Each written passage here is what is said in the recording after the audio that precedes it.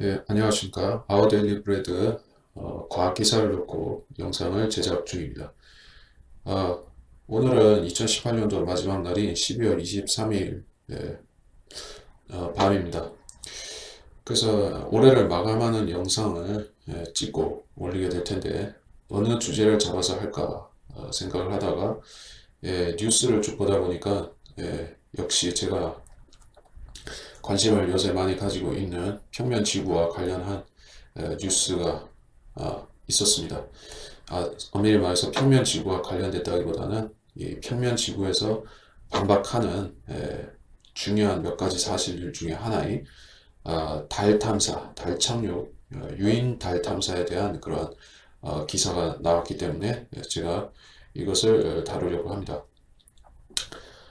이 기사는 여러분이 그냥 포털을 누르기만 하면 과학기사에서 다 보실 수가 있는 것이니까, 어, 짧기 때문에 그냥 읽어보겠습니다. 중국이 달 뒷면에 곧 탐사선을 착륙시킬 계획입니다. 지구에서 보이지 않는 달의 뒷면에 인류가 발을 딛는 것은 세계 최초인데, 중국의 우주 탐사 기술이 어떤 수준인지를 가늠하는 기회가 될 것으로 보인다. 지난 8일 새벽 창정 3호 로켓 실려 발사된 달 탐사선 창호 4호가 달 표면에 접근했는데 중국 국가항천국은 어제 오전 8시 55분 창호 4호가 예정된 달 착륙 궤도에 진입했다고 밝혔습니다. 현재 달 표면에서 15km 떨어진 기도를 돌고 있으며 1월 3일을 전후해 달의 뒷면에 착륙을 시도할 예정입니다. 달의 뒷면은 인류가 착륙해 본 적이 없는 곳입니다. 리번치 시창 위성발사센터 부부장, 달의 뒤쪽으로 가려면 정밀한 제어가 필요한데 중계하는 과정에서 지연이 생깁니다. 이런 지연이 달에 착지하고 사진을 전송하는 데 얼마나 영향이 있는지 검토할 것입니다. 달은 자전주기, 공전주기가 같아 지구에서는 항상 같은 앞면만 보인다. 달의 뒷면은 전파가 미치지 않아 탐사를 못해왔는데 중국은 지난 6월 오작교란 이름의 통신중계 위성을 쏘아 올려 이 문제를 해결했습니다. 중국은 달 뒷면에 탐사선을 착륙시킨 뒤 누에알 부하 등 각종 생육 실험을 하고 달 뒤편에서는 저주파 관측도 실시할 예정입니다. 아폴로 11호 달 착륙 50주년을 맞아 내년에는 미국도 달 탐사를 본격 재개할 분위기여서 중국과 미국 간 우주 탐사 경쟁은 이제 본격적으로 시작되는 분위기입니다. 기사는 여기까지입니다. 자, 기사 내용에서 특별히 이상한 점을 발견할 수는 없습니다. 왜냐하면 달 탐사라는 것은 50주년 얘기를 마침 했었지만은 11호가 착륙한 게 69년, 68년도였었는데 69년도 아폴로 11호 달 착륙 50주년을 맞아서 이제 달에 대한 기사가 지면을 심심찮게 메울 것 같은 분위기입니다. 달이 왜 인류에게 그렇게 중요한가? 달을 정복한다는 것이 과연 20세기 이래 인류에게 어떤 역사적, 문화적, 종교적 의미를 갖고 있는가 하는 것을 여러분이 알아야 되는 것입니다. 성경에서는 달에 대해서 또는 별이나 해에 대해서 기타 천체의 군상들에 대해서 어떻게 규정하고 있는지 그러한 사실에 대해서 일단 점검하고 넘어가도록 하겠습니다. 신명기 4장 19절에는 이런 말씀이 있습니다. 또 내가 네 눈을 들어 태양과 달과 별들 즉 하늘의 모든 군상을 보고 그것들을 경배하고 그것들을 섬기도록 이끌려서는 안 될지니 그것들은 주 너의 하나님께서 온 하늘 아래 모든 민족들에게 나누신 것이니라. 자, 해와 달과 별들, 하늘의 모든 군상들은 어떤 용도로 주신 것이냐? 민족들에게 그것을 섬기도록 허용하셨다. 이렇게 말씀하고 있습니다. 그러나 이스라엘, 즉 하나님께서 자신을 섬기도록 구별하신 성별된 민족인 이스라엘은 하늘의 군상들을 섬겨서는 안 된다라고 말씀하고 계십니다. 왜 섬겨서는 안 됩니까? 민족들은 무지하기 때문에 그런 하늘에 있는 것들을 섬깁니다. 그들이 무지한 이유는 창조주 되신 하나님을 모르고 그러한 피조물들인 광명들을 마치 신으로 착각해서 섬기기 때문에 그들은 무지한 것입니다. 그들의 무지함 가운데서 그런 피조물들을 섬기지만 하나님께서는 그들을 물론 내버려 두신 것은 아닙니다. 그들은 결국에 자기들이 비양심적으로 행했던 그런 우상 숭배들에 대해서 최고의 심판날, 즉 백보자 심판날에 결국은 결산을 하게 될 것입니다. 그리고 지금 같은 이제 주 예수 그리스도의 은혜의 복음이 전파되고 있는 시대에는 하나님께서는 이 성경의 66권의 지식들을 모든 사람이 알 수 있게끔 오픈해 놓으셨죠.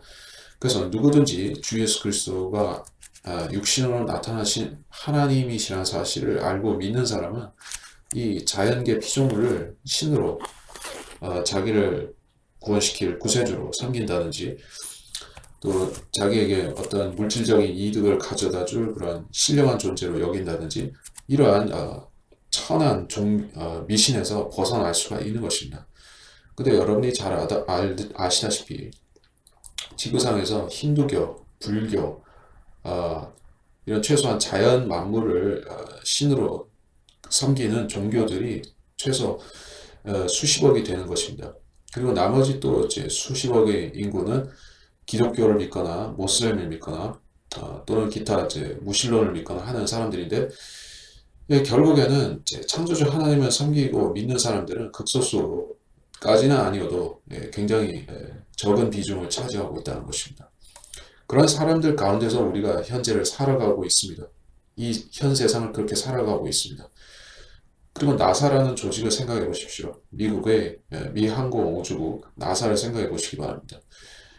그들이 달 탐사를 하고 외계 탐사를 하고 또 그런 많은 업적들을 쌓아서 인류에게 선전하고자 하는 그들의 이념이 근본에 무엇이 있습니까? 성경을 거부하는 반기독교 사상이 들어가 있는 것입니다. 그들이 물론 프리메이슨에 의해서 세워졌고 지금도 스폰서들이 프리메이슨 들이고 제수이트들이고 일루미나티들이긴 하지만은 그들의 사상 근본에는 분명히 성경을 거부하는 것이 있습니다. 그래서 성경에서 말씀하는 것을 항상 뒤집어 보려고 하고 성경과 어긋나 보려고 하는 것입니다. 그래서 성경에서는 분명히 외계가 존재한다. 또 외계 생명체가 있다. 외계에 또 다른 인간이 있고 문명이 있다. 하는 식의 논리를 허용한 적이 없습니다. 그런 언급이 없는 정도가 아니라 하나님께서는 항상 성경에서는 이 해와 달과 별들에 대해서는 그것들은 땅을 비추는 용도라고 말씀하셨고 그 이상도 이하도 아니라고만 분명히 정의가 되어 있는 것입니다. 그렇기 때문에 20세기 중반 이후로 지금까지 인류가 세뇌되어 오고 있는 달 탐사, 화성 탐사 이러한 부분들은 엄밀히 말해서 성경을 벗어났고 성경을 거부하고 이제 성경을 거짓말로 만들기 위한 이 사탄의 이제 과학 숭배 조장인 것입니다. 과학 숭배 사상이라고 볼 수가 있는 것이요. 그래서 이제 사이언스, 과학이라고 하는 것과 사이언티즘, 과학 만능주의라고도 번역할 수 있고 과학주의라고도 할 수 있는 이 두 가지는 최소한 구분을 할 줄 알아야 된다. 저는 그렇게 지금 말씀드립니다. 과학은 가치 중립적으로 인식할 수 있는 학문입니다.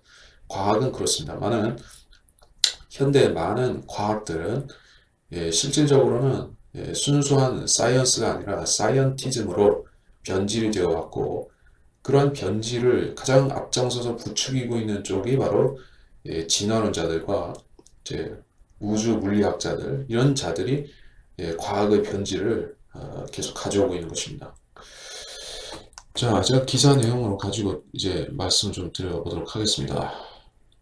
달의 뒷면에 탐사선을 착륙시키기 위해서 이 난리를 떨고 이렇게 부산스럽게 하는데 이게 어떤 대단한 일이라고 해서 이 사람들이 이렇게 소란을 피는지 그 이유를 좀 알아야 되겠죠. 이제 과학이 말하는 달이라는 것은 둥근 지구를 돌고 있는 위성입니다. 그러나 성경적으로 우리가 말하는 달은 그것과는 다릅니다. 태양과 어떠한 그 의미 차이가 없이 밤을 주관하는 광명이고 또 태양은 낮을 주관하는 광명이고 둘은 사실상 대등한 성격을 가지고 있다라고 말씀하지 달이 태양보다 훨씬 작다거나 달은 지구의 위성이고 지구는 태양의 말하자면 태양을 도는 위성격에 해당하는 행성이고 이런 식의 그 3단 논법으로 말씀하지 않았던 것입니다. 성경은 그래서 달은 엄밀히 말해서 태양과 그 어떤 주관하는 영역이 틀리고 위치가 다를 뿐이지 동등하다라고 볼 수가 있는 것이죠. 그래서 이 지구상의 많은 종교들을 보게 되면 태양신을 섬기는 종교들이 있고 달의 신을 섬기는 종교들이 있어요. 근데 일반적으로 보게 되면 태양을 섬기는 경우에 그 태양은 남성으로 지칭이 되는 것이요. 그 대표적으로 태양신을 섬기는 국가와 민족이 바로 이제 고대 파라오가 지배했던 이집트였었죠. 그래서 이집트의 태양신 숭배는 워낙에 유명세를 떨쳤던 것입니다. 지금도 물론 그 태양신 숭배 사상이 어디로 넘어갔느냐 하면 로마 카톨릭으로 넘어가서 또 제수이트로 넘어가서 지금 나사로까지 들어간 것입니다. 그들의 사상은 기본 골조가 태양 숭배에 있습니다. 그렇다면 다른 어떤 종교적으로 어떤 위치에 있는가 하면 여러분이 가장 대표적으로 알 수 있는 달신을 섬기는 종교는 이슬람입니다. 모슬렘이라고도 하죠. 이슬람은 어쩌다가 달신을 섬기게 되었는가 보면은 그 역사는 간략하게 보자면 이렇습니다. 이 이슬람의 창시자인 마호메트가 소속된 그 부족이 쿠라이시라고 하는 아라비아의 부족이었었죠. 그는 이스마엘 사람이었었습니다. 그리고 그가 속해 있던 그 부족은 그 당시에 그 아라비아인들이 섬기던 허다한 신들이 있었는데 수천의 그런 신들이 있었는데 그 가운데서 그들은 달의 여신을 섬겼던 것입니다. 달신을 섬겼던 것이요. 그래서 그 마호메트가 이슬람이라는 종교를 창시하면서 이 메카를 그 자기의 종교 도시로 수도로 선포하고 거기에 있던 이 만신전에 있던 그 신들을 다 싹 쓸어버렸죠. 그리고 하나의 신을 남겼는데 그것이 바로 검은 돌 신, 즉 그 달신이었던 것이죠. 그래서 지금도 이슬람 교도들은 이제 평생에 한 번은 메카에 가서 그 검은 돌을 돌면서 이렇게 기도를 해야 되는 것입니다.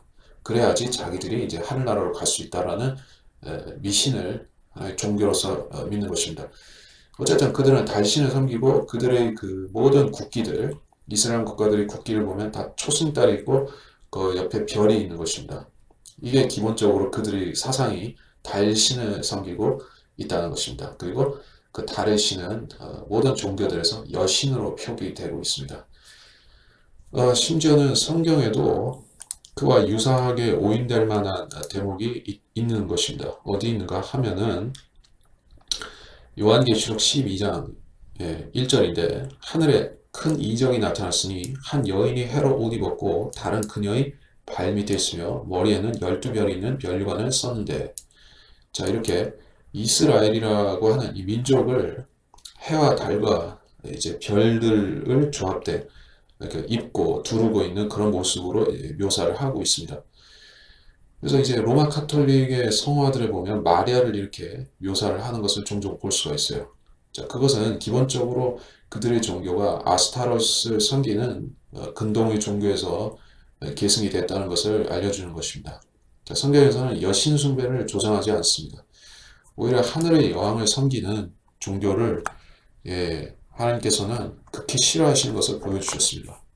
제가 지금 예레미야서에 나오는 그 하늘의 여왕을 찾아보지 않겠습니다만은 자 여신 숭배가 관련되는 분야는 주로 달과 연관이 된다는 것을 아시면 되겠고 그래서 달을 정복하겠다라고 이야기를 자꾸 하고 또 실질적으로 이런 그 로켓을 쏘고 탐사선을 보내서 뭔가를 하려고 하는 이유가 결국에는 이 달을 그들이 물론 페이크 모션으로 가짜로 장악하는 것이긴 하지만은 거기에다 깃발을 꽂고 그런 일련의 행동들을 인류에게 납득시킴으로써 우리가 진짜로 달을 정복했다. 중국이나 미국이 그렇게 했다라고 납득을 시킴으로써 이제 어떻게 되냐면은 간단히 말씀드리면 이렇습니다.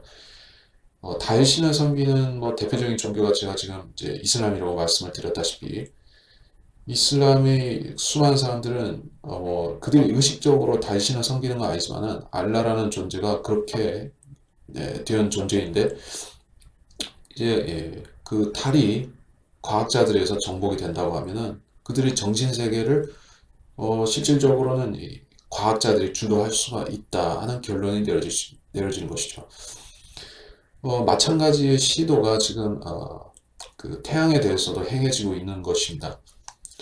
2018년도 중반 정도인가 아마 태양을 향해서 그 미국 나사에서 파커 탐사선이라는 것을 한 대인가 두 대인가 연달아서 쐈다라고 제가 이제 기사를 접했었는데 아마 제가 글을 썼던 것도 있는 것 같습니다.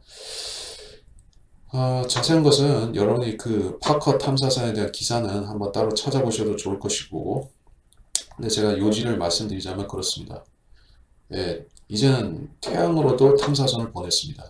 그럼 어떻게 되겠습니까? 태양신을 섬기는 종교는 이제 과학에 의해서 장악될 수가 있죠. 태양신을 섬기는 종교가 어디 있죠? 뭐 전 세계 종교의 수많은 종교들이 다 그렇게 하지만은 특별히 대표적인 것이 로마 카톨릭과 그 안에 있는 핵심 조직인 제수이트죠. 자, 이게 과연 제수이트의 어떤 그 허락이 없이, 승인이 없이 되어질까라고 여러분은 의문을 품어야 되는 것입니다. 물론 그들이 승인 하에 이런 일들이 진행되고 있습니다. 태양신을 섬기는 수억 명의 미신적인 종교인들, 그 안에는 로마 카톨릭 교도들도 포함이 되어 있는 것입니다. 중남미의 수많은 미신적인 카톨릭 신자들도 다 들어가 있습니다. 그들의 마음을 이제 한 번에 사로잡아서 예, 태양을 정복하러 로켓을 띄우는 이 과학자들에게 그 영예가 다 돌아가게 만드는 것입니다. 이런 그 소위 말해서 인류의 모든 종교성을 한 점으로 집중시키기 위해서 이러한 그 탐사들이 이루어지고 있다 하는 것을 저는 말씀을 드리는 것이에요. 그리고 궁극적으로 그 영광이 돌아가는 주체는 나사나 여기 뭐 중국의 우주국이나 다른 나라의 우주 과학자들한테 가는 것은 아닙니다. 그들은 매개체인 것이에요. 그들은 그 새로운 종교를 도래시키는 그런 임시 제사장의 역할을 하고 있는 자들이고, 그 영광이 궁극적으로 돌아갈 존재는 적그리스도. 적그리스도에게 이 영광이 가는 것입니다. 적그리스도가 나타나게 되면 그는 모든 종교를 장악할 텐데, 그 종교를 장악하기 이전에 그는 과학을 통해서 전 세계를 미혹시킬 것이에요. 물론 적그리스도가 저는 과학자라고 믿지는 않습니다. 적그리스도가 과학자일 필요는 없죠. 왜냐하면 지금 그 과학자들이 하고 있는 일은 전혀 과학적이지가 않거든요. 과학적이지가 않습니다. 저는 기술과 테크놀로지와 사이언스는 분명히 구분해야 된다라고 말씀을 드린 것이에요. 아무리 그 기술이 발달 안 했더라도 과학은 할 수가 있습니다. 우리 뭐 신라 시대, 통일신라 시대나 뭐 조선 시대나 이럴 때 뭐 천문 관측을 많이 했었죠. 특히 통일신라 시대는 그 첨성대를 만들었고, 그리고 조선 시대는 해시계도 있었고, 세종대왕이 과학자로서 실질적으로 세종대왕은 과학자였었죠. 그래 여러분이 생각해 보시면 그때 뭐 기술이 발달해야 얼마나 발달했겠습니까? 그때 뭐 망원경이 있었어요. 뭐 그때 뭐 무슨 그 아주 발달된 콤파스나 아주 정밀한 콤파스나 어떤 그 측량 기구가 있었어요. 미비했었죠. 매우 미비했었습니다. 하지만은 그때 당시에도 굉장히 정밀한 그 해시계를 제작하고 천문 지도를 별자리 지도들을 만들고 그런 걸 다 했습니다. 예. 그리고 조선보다 훨씬 앞선 이제 고대 이집트나 바빌론이나 다른 고대 사회에서도 그런 것들을 다 할 수가 있었습니다. 그래서 제가 말씀드린 것은 기술 자체와 현대 그 현대의 문명을 발전시킨 이 테크놀로지라는 부분과 사이언스는 구별해야 되고, 또 사이언스와 사이언티즘도 구별해야 된다는 것입니다. 사이언스는 가치 중립적인 것입니다. 좋게도 쓰일 수 있고 나쁘게 악용될 수도 있는 성질입니다. 그러나 사이언티즘은 그거는 다시 말해 사탄적인 것이고, 그리고 이 테크놀로지는 절대 가치 중립적이지 않고 이것도 악하게 쓰일 경우가 많습니다. 대부분 악하게 쓰여지는 것이에요. 기술 발달을 부추기는 인류 역사의 사건들은 주로 세계 대전들인 것입니다. 아니면 또 그보다 못하지만 전쟁들을 통해서 기술이 항상 발달하죠. 그래서 군사용으로 쓰이던 기술들이 민간용으로 쓰이면서 뭐 문명이 선순환을 이루면서 기술이 발전한다라고 사람들이 그렇게 인식을 하죠. 어느 정도는 그건 뭐 맞는 얘기입니다만은 생각해보면 얼마나 악한 일이에요. 전쟁을 통해서 사람 죽이고 이제 그 사람 다치게 하고 그런 기술을 통해 가지고 뭐이 문명이 발전한다고 하니까 그러면 우리가 수많은 사람들이 피를 흘린 덕택으로 지금 뭐 셀폰도 쓰고 인터넷도 쓰고 그렇게 하게 됐다는 거 아니겠습니까? 이게 어떻게 보면 가치 중립적이지는 않죠. 예, 절대 가치 중립적이지는 않은 것입니다. 자, 뭐 그런 원론적인 얘기는 조금 접어두고, 그래서 이 기사에서 좀 특이점을 좀 찾아보자면은, 자, 달 뒷면을 자꾸 얘기를 하고 있어요. 달 뒷면. 제가 사실 유튜브나 인터넷에서 찾아보면서 달 뒷면에 대한 여러 가지 설들, 그것이 뭐 아예 존재하지 않는다에서부터 시작해서 어떤 달 뒷면이 있는데 그것은 외계인의 기지가 있다. 이거는 진짜 페이크 뉴스 같은 그 가짜고 또 이제 다른 이제 둥근 행성이 아니다. 위성이 아니다. 그것은 평평하다. 지구처럼 평평하다. 이런 얘기도 있고 평평하다는 얘기는 어쨌든 그 뒷면이 있긴 있다는 얘기죠. 그리고 달이 홀로그램이다. 홀로그램이고 투영체다. 라고 하는 얘기가 상당히 많이 퍼져 있는 것 같습니다. 특히 이제 플랫 어서들 가운데서는 그렇게 주장하는 분들이 있는 것 같습니다. 이 경우에는 달의 뒷면은 없죠. 달의 뒷면은 없게 되는 거죠. 그리고 이제 나사에서 달의 위성을 띄운 거는 이미 오래됐고 그래서 달 뒷면 사진이라고 올려놓은 것도 있습니다. 네. 근데 이제 그 사진 자체가 굉장히 사기스러운 것이어서 사기성이 있는 것이어서 믿을 수는 없지만은 그래서 이제 달의 뒷면을 탐사해야 된다라고 하는 과학적인 명분을 이미 수년에 걸쳐서 십수년에 걸쳐서 많이 축적을 해놓은 상태였고 그래서 지금 달 탐사를 하되 달 뒷면으로 가자는 쪽으로 얘기가 바뀐 것입니다. 제가 좀 음모론적으로 조금 얘기를 해보자면 그렇습니다. 달 뒷면으로 꼭 가야 되는 이유가 무엇일까요? 달 뒷면을 탐사해야 되는 이유가 무엇일까요? 사람들이 궁금해하니까 그거를 궁금증 해소시키기 위해서 달 뒷면을 간다라고 생각하면 순진한 얘기겠죠. 전 세계에서 어느 남반구에나 북반구에나 어디에서 보든지 간에 달은 똑같은 면을 보여주고 있습니다. 물론 과학자들은 달이 어마무시하게 멀리서 지구를 돌기 때문에 그렇게 보인다라고 주장을 할지언정 굉장히 이상한 것이에요. 그리고 한 번도 달은 지구에서 뒷면을 보여준 적이 없는 것입니다. 이 기사에서도 얘기를 하고 있지만은 뭐 공전주기, 자전주기 얘기를 하지만은 그건 말이 안 되는 얘기고 달이 남반구, 북반구에서 우리 지구의 남반구, 북반구에서 똑같이 보이는 것도 이해가 안 되는 일인 것입니다.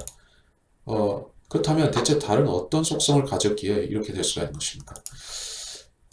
분명히 달은 크레이터라고 하는 이제 공보 자국들을 갖고 있고 그것을 과학자들은 과거에 이제 어떤 운석에 와서 충돌한 크레이터들이다. 지구에도 있는 그런 것들이다라고 주장을 하죠. 근데 이제 플래너스 측에서는 그것이 이 천공에 있는 하늘에 있는 동과의 어떤 전기작용 때문에 생긴 그런 그 스파크 자국이다. 공보 자국이 그 스파크 자국이라고 설명하는 것도 있습니다. 그래서 이 달에 대해서는 굉장히 연구할 것들이 많이 남겨져 있고 달의 속성에 대해서도 우리가 연구할 것이 알아낸 것보다도 훨씬 많다고 볼 수가 있어요. 1968년도 그때 당시 이래 지금까지 달에 대해서 알아낸 정보들은 대부분 페이크 정보들이었던 것입니다. 이제 나사에서 얘기한 모든 증거들, 달에서 가져왔다고 하는 그 소위 말해 월석이 있죠. 그 월석이 실종돼서 지금 없다는 것도 많은 사람들이 모르고 있어요. 네, 그게 아예 없었다라고 그렇게 얘기를 하거나 아니면은 뭐 도둑 맞았다라고 그렇게 얘기를 하는데 그게 말이 되겠습니까? 그리고 이제 나사에서는 직원 대변인이나 직원이 그렇게 얘기한다죠. 우리는 지금 달에 갈 기술을 갖고 있지 않다. 그 기술을 우리가 다 없애버렸다. 그것도 말이 안 되는 소리죠. 그래서 지금 달에 가기 위해서는 그때 이제 60년대 당시에 그 완성해놨던 모든 로켓 그 추진체 기술이나 이제 우주 돌파 기술이나 이런 것들을 전부 다 다시 세팅해서 유인 탐사선을 다시 만들어야 된다. 이렇게 얘기를 하는 것입니다. 그리고 그 60년대 초에 나사에서 발표한 것이 바로 벤 앨런 벨트, 이제 반 알렌 대라고도 하는 그 지구를 둘러싸고 있는 이제 우주 방사선과 태양 방사선으로부터 태양의 해로운 광선으로부터 지구를 막아주는 그러한 그 벨트가 있다. 두 개의 벨트가, 하나는 그 지구 낮은 쪽에 있는 벨트가 있고 거대한 그 바깥쪽으로 펼쳐진 벨트가 있다, 이렇게 주장을 하죠. 그래서 그걸 통과하지 못하기 때문에 우리는 그동안에 못 갔다, 이렇게 또 사기를 치는 것입니다. 아니, 그런 벨트가 있었는데 어떻게 60년대에는 여러 차례 유인 탐사선을 달로 보냈냐는 얘기예요. 무슨 원리로 그 방사선 벨트가 통과가 되었는지, 그것에 대해서 나사는 이야기를 하지 않습니다. 설명이 제대로 되지 않는 것이요. 근데 지금 또 달에 간다고 하고, 실제적으로 지금 뭐 유인 탐사선이 중국에 가가지고 거기서 돌고 있고 조만간에 착륙한다고 하는 거 보니까 그 어마어마하다는 벤 앨런 벨트는 아주 소리 소문 없이 통과를 한 모양이죠. 그러나 여러분이 잘 알다시피 후쿠시마 방사능 문제도 인류는 가장 그런 관련 기술이 발달된 미국이나 일본도 해결을 못하고 있는데, 그거보다 훨씬 더 방사능 관련해서는 기술 수준이 뒤떨어지는 삼류라고 할 수 있는 중국이 어떻게 로켓을 띄워서 달로 가느냐는 것입니다. 벤 앨런 벨트는 그냥 통과한 것이니까, 거기에 사람이 실려 있다면 그 사람들은 이제 방사능에 통구이가 안 되고 멀쩡히 지나간 것이에요. 그런 부분에 대해서 어떠한 해명도, 어떠한 그 납득이 갈 만한 이야기도 하질 않습니다. 그냥 그렇게 했다니까 믿으라는 것이에요. 사람들의 의식 수준이 냉전 시대인 60년대나 지금이나 별반 달라지지 않은 것 같습니다. 그때는 그 언론이 이제 냉전, 핵전쟁 이런 공포 분위기를 조성하면서 우리가 우주 경쟁에서 이제 그 공산국가를 이겨야지만 우리가 안전하다, 이렇게 속여가지고 이제 언론을 통해 세뇌시켰다고 하면 지금은 어떤 논리를 하는가? 이 기사에도 살짝 언급이 되고 있지 않습니까? 이제 미국과 중국이 우주 탐사 경제, 이제 미국이 과거에 소련과 했었던 스타워즈의 이제 우주 전쟁 시나리오, 그걸 이제 중국과 다시 2차전을 벌이겠다는 이런 논리인 것입니다. 저희 이것이 다 쇼라고 생각하고, 여러분도 자세히 알아보면 이것이 다 순전히 다 쇼라는 것을 알 수가 있습니다. 실제로 미국조차도 우주에 그 어떤 유인 탐사선을 보낼 능력은 과거나 지금이나 없습니다. 일본도 없습니다. 소련도 없습니다. 중국은 말할 것도 없이 없습니다. 근데 어떻게 그 나라들은 다 이제 우주에 한 번씩 사람을 보냈다라고 얘기를 할까요? 누구를 속이기 위해서 그렇게 하는 것일까요? 세상 사람들은 물론 다 그런 얘기를 하자마자 다 속았습니다. 하지만 그리스도인들 중에서 깨어있는 사람들, 그들의 거짓말을 믿지 않는 사람들, 성경의 세계관을 믿는 사람들은 속지 않습니다. 속지 않을 뿐 아니라 그들이 꾸미고 있는 모든 흉악한 계획의 그런 내면들을 다 간파하고 있는 것입니다. 이 자들이 결국에 하고자 하는 일이 무엇인지를 우리는 알고 있는 것이에요. 그들이 추진하고 있는 일은 에일리언 그리스도를 영접케 하는 것이요, 외계인 그리스도를 인류에게 소개하고 영접시키는 일을 준비하고 있는 것입니다. 그 일이 지금 가장 핫 이슈인 것이에요. 인간을 화성이나 뭐 다른 행성으로 보내는 것은 어쨌든 사기를 쳐서 그렇게 하겠지만은 그게 우리한테 무슨 피부에 와닿는 일은 아니라는 것이에요. 자, 생각해 보시기 바랍니다. 가장 선별된 엘리트 중에서 엘리트, 프리메이슨의 고위급 인사들의 자제들이 그런 캡슐에 타고서 화성으로 갔다고 치더라도 그 5명, 10명 그렇게 간다고 해서 여러분한테 무슨 영향이 별로 있겠습니까? 그건 그야말로 그들만의 리그죠. 자기들끼리 북치고 장구치고 하는 것이지 우리 같은 사람하고 별 상관이 없잖아요. 하지만 외계에서 그 어떤 존재가, 그 어떤 화성 침공 같은 영화의 시나리오처럼 그 어떤 존재가 이 지구로 방문한다, 이런 것이 현실화된다면은 그것은 얼마나 엄청난 그 후폭풍을 불러오는 사태가 될 것입니까? 그리스도인들이 정신세계에 어마어마한 영향을 미칠 수밖에 없는 사건이죠. 아무리 믿음 좋고 아무리 이제 신실한 그리스도인이라 할지라도 안 흔들리기 어려운 정도의 사태가 될 것입니다. 그런 것을 지금 이 자들은 준비를 하고 있는 것입니다. 준비하고 있고 이제 막을 올릴 때만을 기다리고 있는 것입니다. 이제 아폴로 계획의 50주년이 되었습니다. 2019년은 달과 관련된 뉴스들이 과학 관련된 뉴스를 도배할 것입니다. 그리고 여기서 끝이 아니라 화성도 도배를 할 것이고 이제는 외계인이 실존한다. UFO는 진짜 외계인이 타고 오는 비행체다. 그런 입증하기 위한 모든 음모론이 현실화되는 모습들이 뉴스를 가득 메우지 않을까. 저는 감히 그런 예상을 해보고 있습니다. 먹고 살기 힘들고 경제가 어렵고 당장 이제 내 나라, 내가 사는 터전이 걱정되고 그런 사람들은 이런 뉴스에 대해서 신경을 못 쓸 것입니다. 뭐 저 역시도 이런 평면지구에 대한 사실들을 전혀 몰랐을 때는 그런 거는 이제 나하고 별 상관이 없다라고 생각하는 그런 마음이 있었습니다. 그러나 지금은 다르다는 것이죠.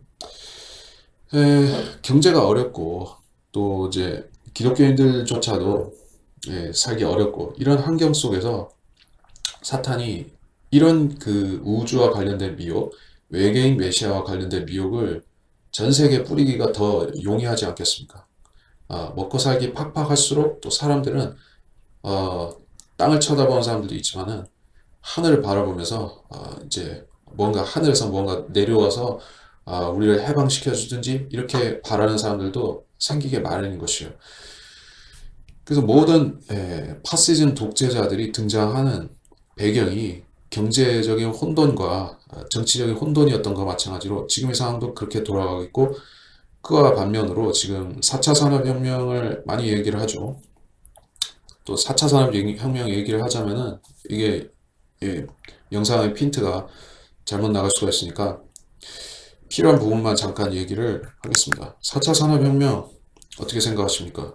뭐 무인화, AI의 본격적인 도입, 뭐 전기 자동차라든지 뭐 친환경 에너지가 친환경 에너지가 많이 보급된다. 수소차, 전기차 같은 그리고 이제 또 뭡니까? 뭐 인터넷은 뭐 더 발달을 할 것도 따로 없지만은 이제 인터넷을 이제 사물 인터넷으로 확장시켜서 IoT가 점점 고급화된다. 뭐 이런 부분들은 다들 예상을 하고 있죠. 또 실질적으로 지금 뭐 다 도입이 되고 있는 부분들이고 또 무인화, 상점이나 이제 식당의 무인화 같은 부분들도 다 되고 있고 그러면 이제 4차 산업혁명은 그냥 그런 현상으로 그치는 것입니까? 그렇지는 않다는 것입니다. 4차 산업혁명 중에서 핵심적인 분야가 가상현실이죠. 가상현실. 그리고 이제 VR 기기들이 보급이 되기 시작했고, 더 나아가서는 이제 뭡니까? 홀로그램 기술이 굉장히 발전을 하고 지금보다 정교해질 것으로 저는 생각을 하고 있어요. 자, 생각해 보시기 바라는데, 지금 나사가 외계와 관련된 모든 그 거짓들을 만들어내는 영상 제작을 하는 부분들이 다 이제 VR 기술하고 굉장히 밀접하고 홀로그램 기술 이런 그 영상 조작 수준을 떠나가지고 굉장히 정교하게 하고 있는 것이에요. 과거에는 뭐 이제 스튜디오를 만들었고 찍고 뭐 이제 사막에서 찍고 그렇게 많이 했습니다. 그렇죠? 아폴로 11호 착륙 자체도 뭐 사막에서 찍었다고 하니까 그 스탠리 큐브릭 감독을 섭외해가지고 영화 찍듯이 찍었죠. 근데 그때 당시에 뭐 이제 촬영 기술이 미흡해가지고 신경을 못 쓴 부분들이 있어가지고 굉장히 조잡하게 들통난 것들이 있습니다. 근데 그 뒤에도 뭐 크게 나아지진 않았어요. 뭐 나사가 연례적으로 발표하는 지구 둥그리 사진들 있죠. 뭐 위성에서 찍었다 어쩌고 하는 것들 다 이제 조잡한 포토샵 작품들이었었습니다. 의도적으로 그런 건 아니겠지만은 조잡했습니다. 근데 지금은 어떻게 되고 있냐면은 영화 기술과 관련해서 이 굉장히 영상 편집술이 발달을 하고 있죠. 점점 발달하고 발달하다가 이제는 4차 산업혁명의 그 꽃인 그 가상현실에까지 도달을 한 것이에요. 자, 그러면은 이제는 이제 홀로그램 차원으로 외계인들을 수시로 여기저기 출몰시킬 수가 있고 또 블루빔 프로젝트라고 해서 얘네들이 전 세계 외계인 시나리오를 침공 시나리오나 방문 시나리오를 퍼뜨리기 위해서 지금 준비 중인 그 프로젝트도 아주 본격적으로 가동이 된다는 얘기입니다. 다시 말해서 UFO 출몰 현상들이 범세계적으로 미친 듯이 일어날 가능성이 높아졌다는 것이죠. 그게 실제로 외계인도 아니고 UFO도 아니지만은 그러니까 그 어떤 그 발달된 기술을 가진 그런 비행체도 아니지만은 이런 현상들을 엄청나게 이렇게 그 전 세계적으로 확산시킬 것입니다. 그리고 지금 캠트레일을 엄청 한국을 포함해서 전 세계에 이제 캠트레일을 뿌려대고 있죠. 이걸 뿌려가지고 기후 변화도 시도를 하고 하프 이건 역시 기후 변화와 관련된 것이고 이제 환경을 다 뒤집어 엎어놓는 것입니다. 그리고 이제 인간들이 그 이제 한국도 지금 그렇게 됐지만은 미세먼지를 엄청 심하게 만들어가지고 이 해를 맑은 하늘을 못 보게 만들어 놓고 여러분이 영화를 보시면은 아시지만은 헐리우드 영화 중에 미스트라는 영화가 있죠. 미스트. 이게 괴수물로 좀 오해가 되는 부분이 있기도 한데 이게 사실 괴수물은 아니고 그 이제 SF 영화입니다. SF 영화. 여기에 등장하는 괴물들이 이제 어떤 조건에서 튀어나오죠? 아주 이제 짙은 안개 속에서 나온다는 얘기예요. 그래서 지금 미세먼지를 한국에 엄청 이 원인은 뭐 중국이라고는 하지만은 뭐 그것도 사실입니다만은 지금 하늘에서 뿌리는 것들도 있기 때문에 이런 것들을 자꾸 이렇게 해놓고 UFO 현상들을 이제 홀로그램을 통해서 사람들을 혼동시켜 놓고 이제 외계인 출연시키고 이런 수순으로 가겠죠. 그러면서 궁극적으로는 바티칸에 외계인 내려가지고 인류와 접촉하고 대사관을 수립하고 그렇게 될 것입니다. 자, 그 단계로 가는 것은 아마도 대환란으로 넘어가지 않을까 생각이 들지만은 지금은 그 막바지 단계에 도달했다. 그래서 이 기사 내용은 이렇게 정리를 하겠습니다. 중국이 이 일을 시도한 데에는 분명히 바티칸과의 공조가 있었을 것이라고 짐작을 합니다. 그리고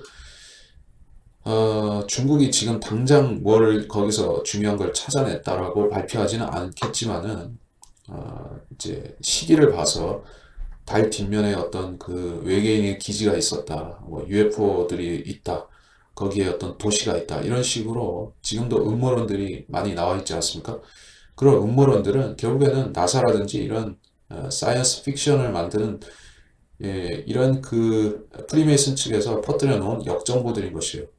아니 달 뒷면이라는 게 확인된 것도 없는데 존재하지도 않을 수도 있는데 거기에 무슨 외계인이 있고 거기 무슨 뭐 구멍이 뚫려 있고 지하 도시가 있고 그런 게 어디 있다는 얘기예요. 근데 그거를 지금 정설로 만들려고 이 짓을 하는 것이다 라고 저는 생각을 하는 것입니다. 결국에는 그거를 사람들한테 믿게 만드는 방법은 간단하죠. 영화처럼 아주 실감나게 보여주면 됩니다. 영화 한 편 만들어서 보여주면 돼요. 지금의 그 어떤 SF 영화 제작 기술로도 그 정도는 해줄 수 있잖아요. 인디펜던스 데이라든지, 인디펜던스 데이 1이 있고 2가 있는데, 지금 이제 작년도인가, 최근에 나온 그 인디펜던스 데이 2가 중국 자본으로 만든 그 영화라는 거 아시나요? 그래서 거기 그 우주 제트기라 하기도 웃기지만은, 거기 뭐 우주 전투기를 모는 그 여자 조종사 중에 그 중국 여자가 나오는 것도 그런 연유 때문에 그렇죠. 아무튼 그 인디펜던스 데이 2는 쫄딱 망했는데 하여간 이 중국 자본 들어가 가지고 이렇게 말아먹었다는 얘기는 있습니다. 하여튼간에 이거를 밀어주는 세력은 프리메이슨입니다. 또 나사인 것입니다. 그래서 그런 영화를 찍었다는 것 자체가 달에 그들이 하겠다는 계획을 미리 보여준 것입니다. 그 영화상에서도 달에 인류가 전진 기지를 구축하고 거기에 이제 제트기가 거기에 우주 전투기들이 뭐 이렇게 순찰하고 또 자원을 탐사하고 이런 모습이 그 영화 초반에 묘사가 되었었습니다. 그거 하려고 실제 하겠다는 게 아니라 그런 쇼를 하려고 그 영화를 만들어서 사람들이 보여준 것입니다. 그리고 그 영화에서 아주 그 전편보다도 더 무시무시하게 세력이 강한 외계 세력이 쳐들어와가지고 이 지구를 파멸시키려고 하죠. 스카이라인 2라는 영화도 최근에 개봉했지만은 지금까지 이제 외계 세력에 대한 묘사가 굉장히 적대적인 것으로 묘사하고 있죠. 이제 SF 영화들은 크게 나눠서 두 부류로 나뉠 수가 있는데, 외계인을 우리에게 인간에게 있어서 굉장히 친근한 존재로 묘사하는 것이 하나 있고, 어, 또 한쪽은 굉장히 적대적이고 인류를 말살시키려고 하는 그런 아주 파시스트적인 그런 외계인으로 묘사하는 것이 또 한 가지가 있습니다. 이제까지 1950년대나 지금까지 수십 년 동안 제작된 그 모든 외계인 관련된 영화를 조합해 보면 대부분이 적대적이에요. 대부분이 인류에 대해서 극히 이제 적대적인 모습들을 보여주는 것입니다. 소수만이 인류에 대해서 친근한 영화들이 있어요. 그 대표적인 사례가 E.T.죠. 스티븐 스필버그가 제작한 그 E.T. 영화가 바로 아주 인류에게 친구 같은 외계인을 소개하는 것이고, 뭐 그 외에 컨택트라는 영화도 있었고, 그렇게 많지는 않습니다. 많지는 않아요. 자, 그래서 이 달의 뒷면에 가서 얘네들이 뭘 찾으려고 하는가? 거기서 혹시 뭐 옥토끼라도 찾으려고 가는 것인가? 아니면 거기서 인류와 친구가 되려고 하는 누구를 찾으려고 하는가?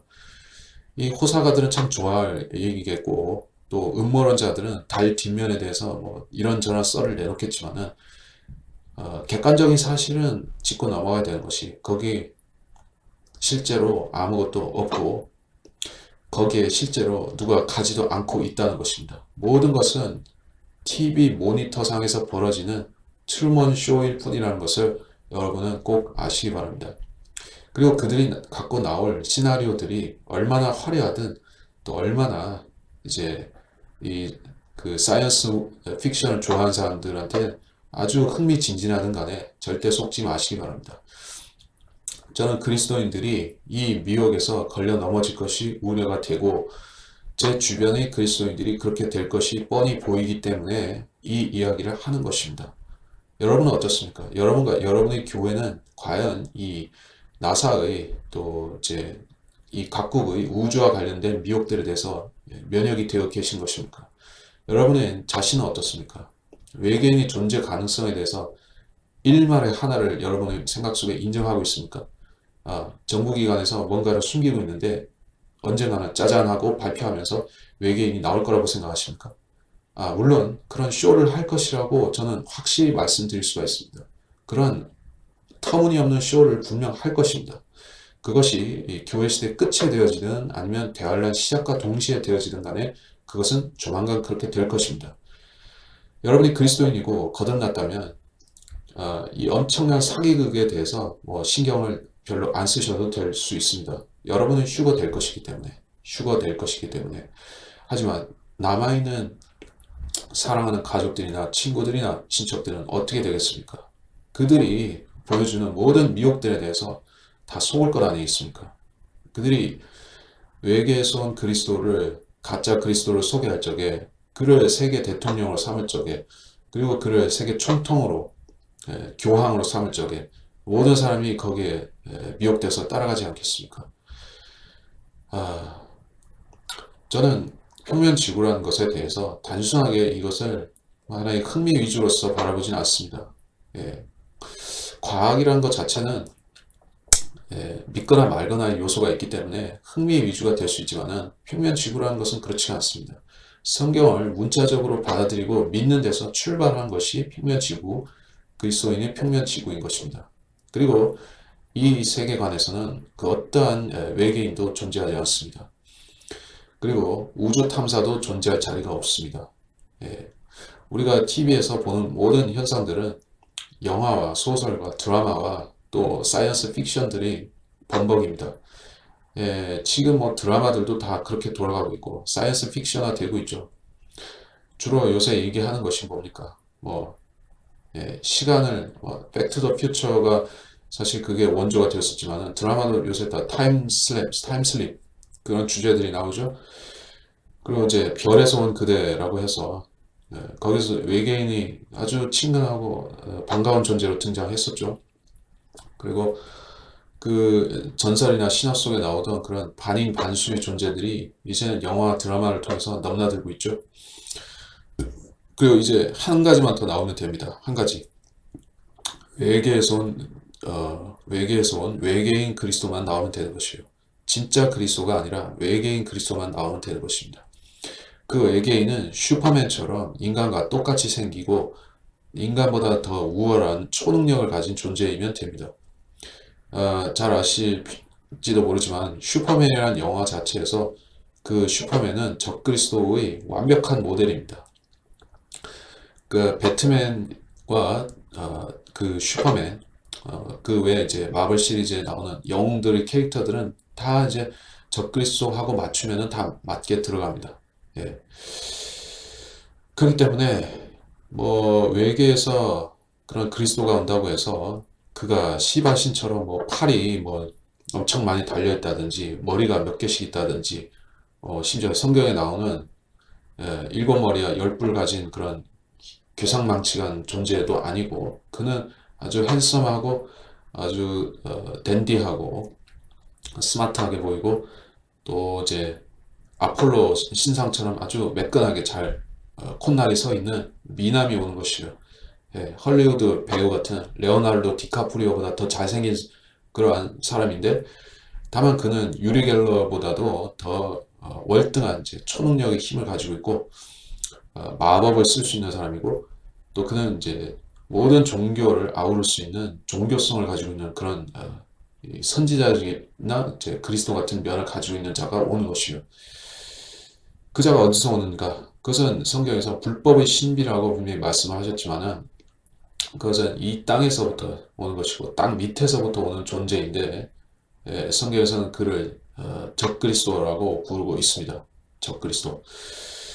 지금 달 탐사를 또다시 재개하는 것은 적그리스도를 이 땅에 부르고 왕으로 세우기 위한 준비 작업이라고 보시면 될 것입니다.